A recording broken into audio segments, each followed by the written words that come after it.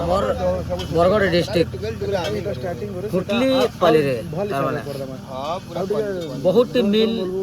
Factory अब गाँव कितनी कितनी फैक्ट्री अच्छे मुई हाँ बोली बहुत फैक्ट्री अच्छे से हमको किसी प्रॉब्लम ना फैक्ट्री तो हबार कथा एरिया डेवलपमेंट हो बाकी ठीक कथा है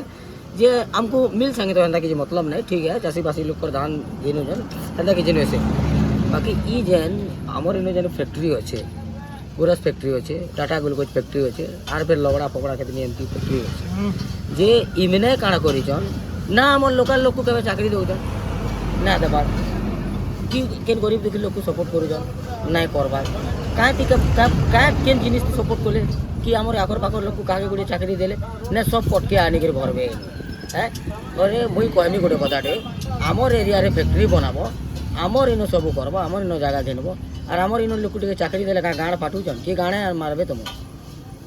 एतिर बाबद रे बहुत किछि एक्शन हबा फिलहाल तो एटा ट्रेलर है बतामी आगे फिल्म बाकी है पिक्चर अभी बाकी है।